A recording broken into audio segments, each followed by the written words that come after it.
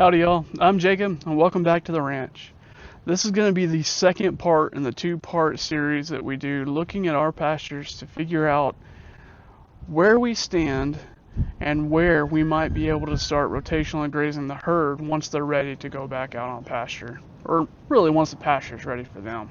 In the first part, we took a look at our current pastures and how they're doing in early spring and whether or not they're ready for the herd to go back out on them. And I'll leave a card up at the top corner of the screen if you want to take a look at that video just to see where we're currently standing.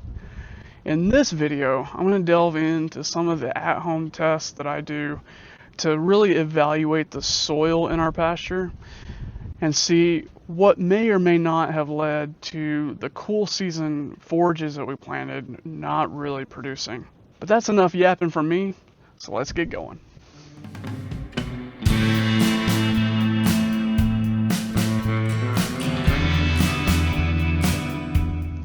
Alrighty y'all, I'm back up here in the front pasture.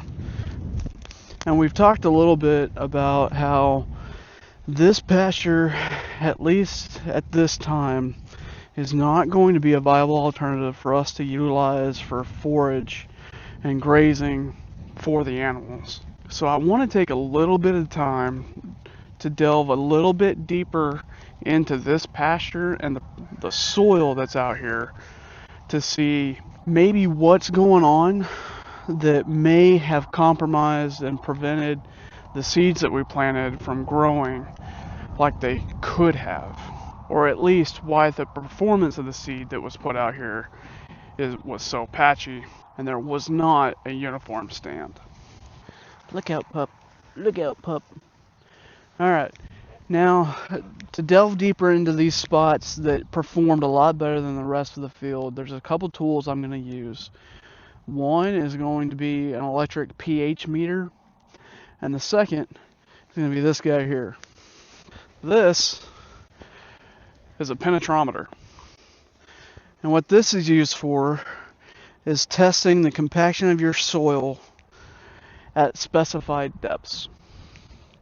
And what we're looking for is to see what the compaction layer is in this pasture and at how deep that compaction layer is. Now, I don't know how well you'll be able to tell this, but as you can see, the inside of this penetrometer has a pressure reading based in PSI. And what you're looking for is you're looking to see how deep you can test the soil to not exceed 200 psi, because at that point your seeds start having trouble putting down roots and growing. Now, ideally you do not want to exceed 200 psi, because at 200 psi, anything above that, and air has trouble getting down into the soil to feed the roots of the plants. And if you hit a layer in excess of 400 psi, plant roots have a hard time even breaking through at that pressure. Now, I'll leave a link down in the description below. This information that I've been able to pick up has come primarily from Glenn Rabenberg of Soilworks LLC. And it's one of the sources that I've been delving through recently to really expand on my understanding of how to get good plant growth. So what I'm planning on doing here is taking samples in all these patches that I showed earlier, as well as in various spots in this field, just to compare and see both what the pH reading is and what the pressure of the soil is. So let's get going. So the first area I want to take a look at is this spot that's up here by the horse pen. And I'm going to start with a pH reading.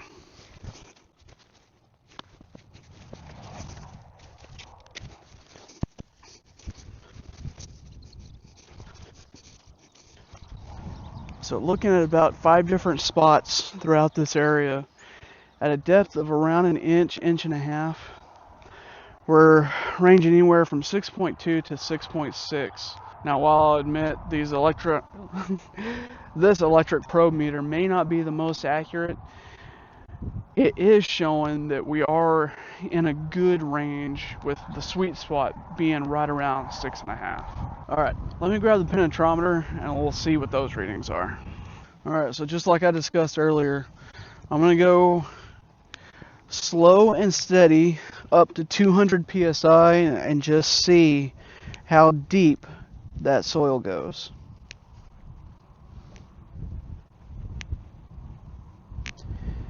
And that's not real far at all.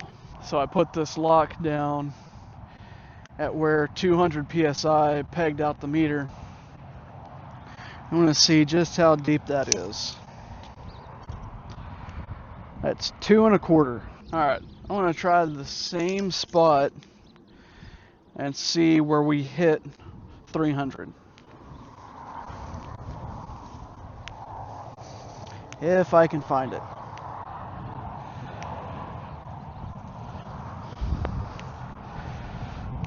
I think that's a safe spot. Alright, down to 300. Alright, and that is where we hit 300 psi, which is about 7 inches. So at 2.25 for 200 and then 7 for 3, I think it's safe to say, even in this spot right here where I know there's been a good amount of moisture, that the soil is compacted, because you want that 200 psi to not be any shallower than 6 inches, and we hit it at 2.25. So I'm going to try just a few more spots and see how uniform it is, and then I'll check back in with you.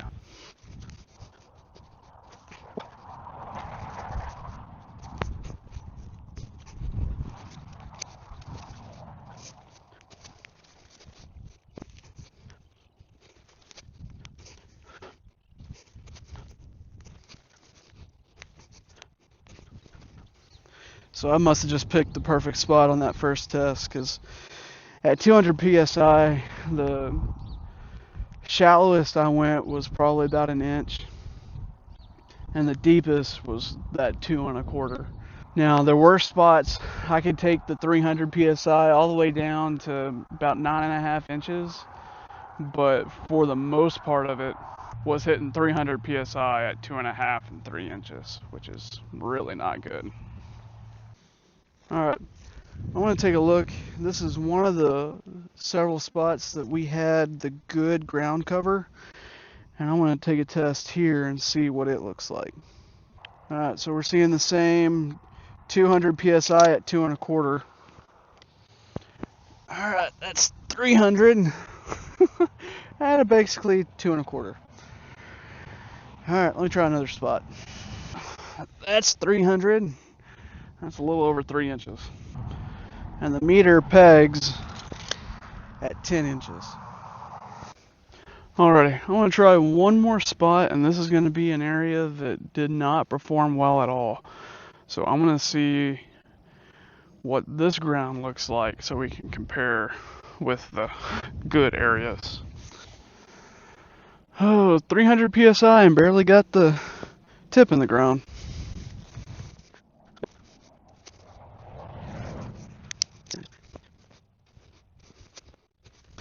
Yeah. So in this area, I'm going to try and get a pH reading. I don't know if I can, but in this whole area, I can't even get the tip of the penetrometer into the ground without exceeding 300 psi. So it's really not good.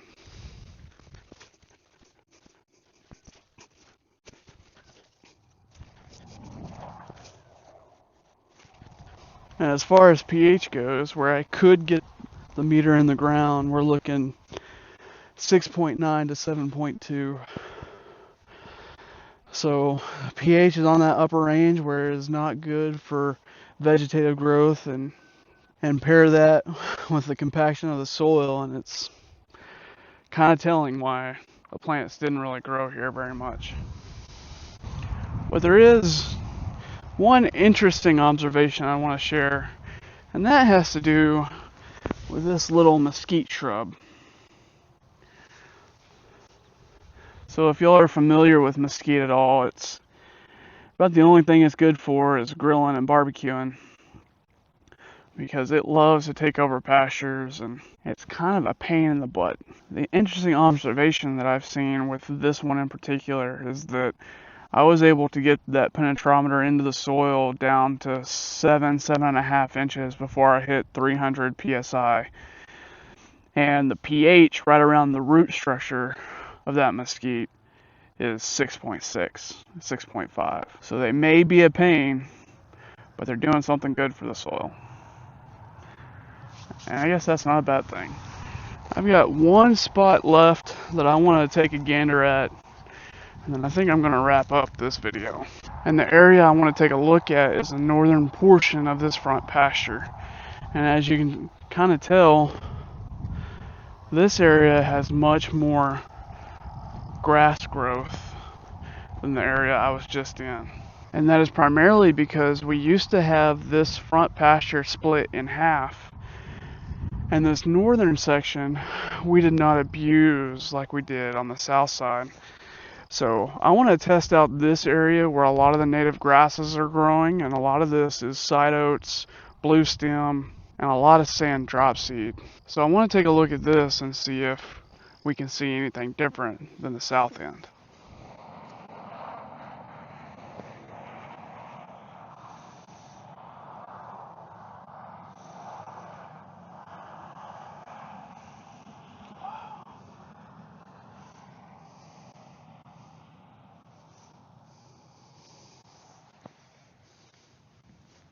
Yeah, I'd say that's different.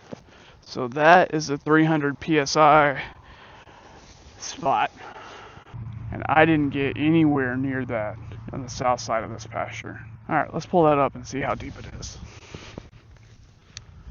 I'd say that's pretty deep.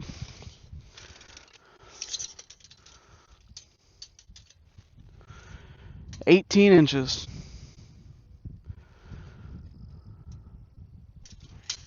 Let's see if I can go any deeper. So 300 psi down at 18 inches, and then it stops, which is pretty dang good, at least in my opinion. I will say the way that most of the soil out here is structured is there's a caliche hardpan that ranges anywhere from 6, and I'm guessing that this spot it's all the way down at 18 inches, but I've seen it anywhere from 6 all the way up to maybe an inch or two below the topsoil. And that is something that we have to struggle with and kind of work around to get good forages to grow out here. But that is kind of promising. I want to take a look at a couple other spots and let's just see how it goes. Before I get too far, I wanted to take a pH reading, and it was showing 6.2 all the way down to 5.8, which that's interesting as well. Something I'm going to have to look into. Alright, I'm going to take a couple more readings.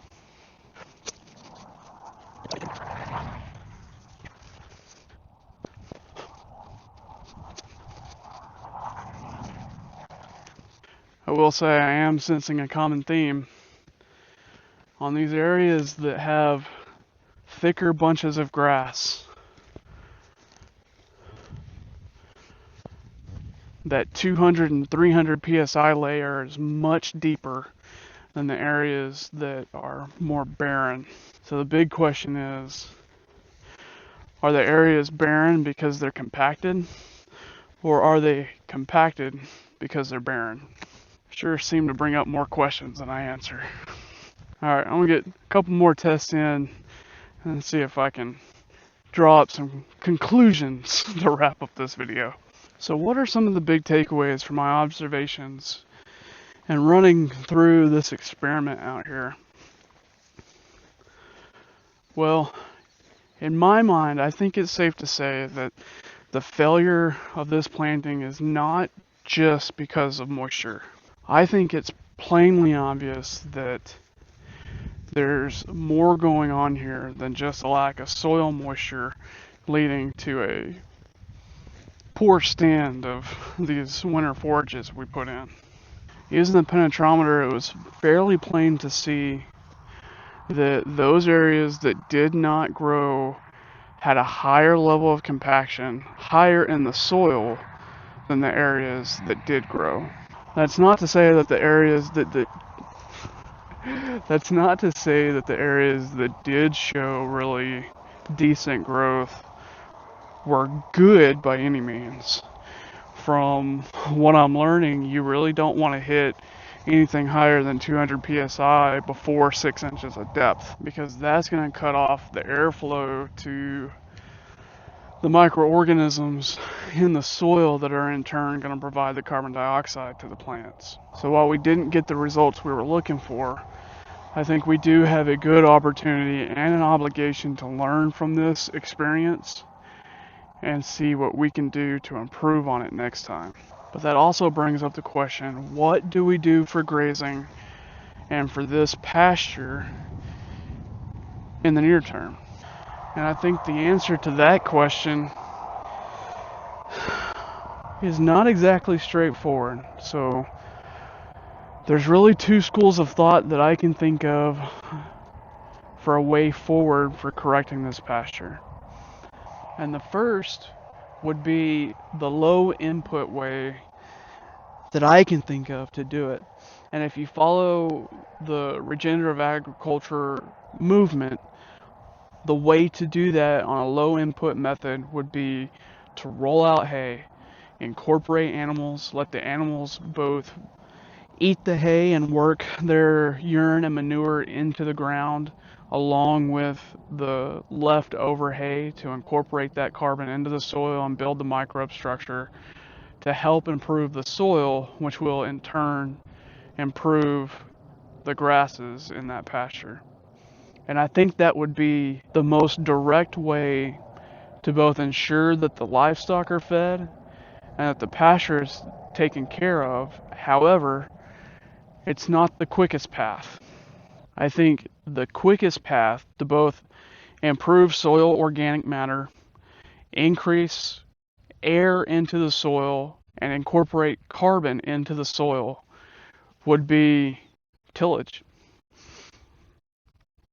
I think coming in here, ripping the ground, tilling it, and mixing in an amendment to increase the carbon in the soil would be the fastest means of ensuring that I can get grasses established that'll grow through the summer. I'd still have to leave it dormant to make sure that the native grasses have sufficient time to establish and put down deep roots prior to winter.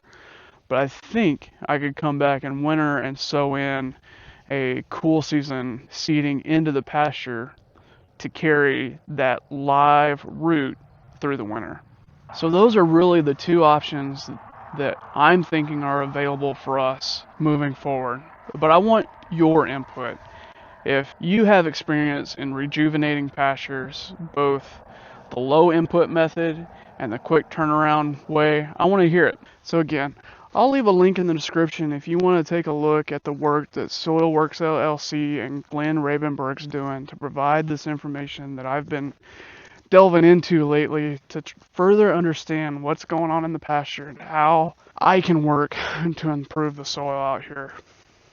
But I think that's going to do it for me today. Thank y'all for tagging along, and we hope to see you next time on Wag Ranch.